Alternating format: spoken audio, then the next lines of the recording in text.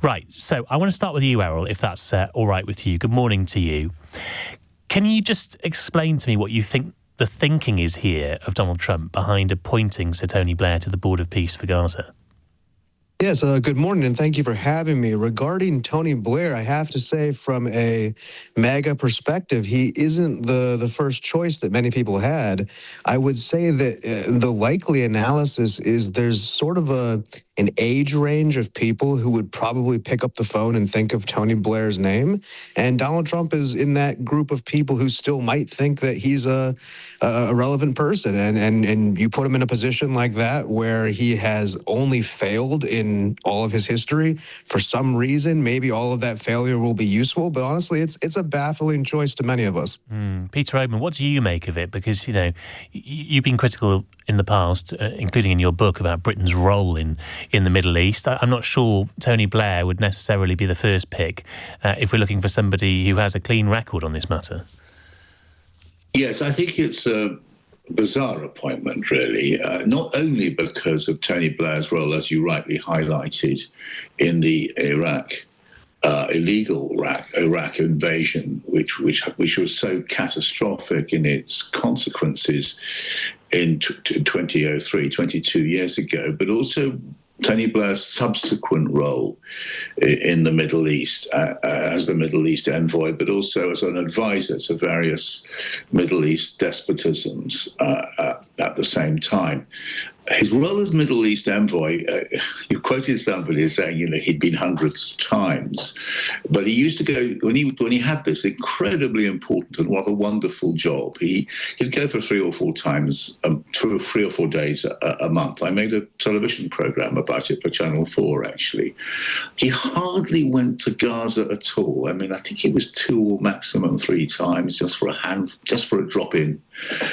He became far too close to the Israeli establishment as against the Palestinian establishment. And it has to be said that one point about, if you look at this board which Donald Trump has just produced, it's all male. I can't see a Palestinian member. It's a sort of, I don't think there's scarcely any Arab members. It's really a pro-consular situation. It's a return to something like the British mandate, bizarrely, of the 1920s and 1930s, which was set up after World War I. And I think it's distasteful. Well, interestingly, we've got a statement now from Tony Blair reacting to his appointment.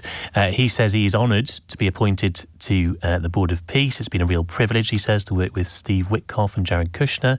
I look forward to working with them and other colleagues in line with the President's vision to promote peace and prosperity. He pours a lot of praise on Donald Trump, which is sort of compulsory these days if you want to be appointed to any sort of position by him. For Gaza, Tony Blair says the President's 20-point plan to end the war was an extraordinary achievement. It was something many thought could not happen. The war did end and the hostages released. He goes on to say it gives hope to people in Gaza that they can have a future different from the past, and to the Israelis that they may have a neighbour which does not threaten its security. Interestingly, he says, for Gaza and its people, we want a Gaza which does not reconstruct Gaza as it was, but as it could and should be. Any idea, Peter, what that means? We don't want a Gaza which as it was, but as it could and should be, because we still, Donald Trump having some pretty outlandish ideas about what Gaza should look like. Very quickly, before I do answer that, I mean, sure. The war has not ended, by the way. Since the so-called ceasefire was happened, there's 450 Palestinians have been killed by Israel. And I think there's been about 800 violations of the ceasefire. There's been abatement of the killing. There hasn't been a ceasefire.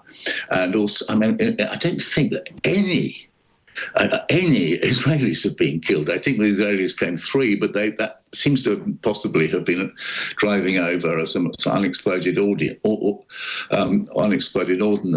But to answer your big question here about what's the role, don't forget that as the Financial Times revealed before the before this was set up. But the Blair organization was involved in various sort of thoughts about the future of Gaza, including the Trump Riviera. There was an Elon Musk sort of manufacturing business. And look, this is what they are thinking about in terms of the future of Gaza. When no Palestinians have any sort of serious position. And it feels to me like a kind of, as I say, a foreign protectorate. Erol, do we have any idea what President Trump's thinking is here in the way that he's constructed his board of peace? I mean, as I say, it's quite interesting to hear Tony Blair talk about not rebuilding Gaza as it was, but looking at what Gaza should and could be.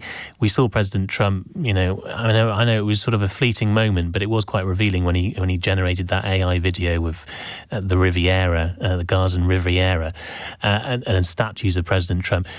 Do we assume that he still wants to move in that direction of sort of rebuilding Gaza in a completely new image?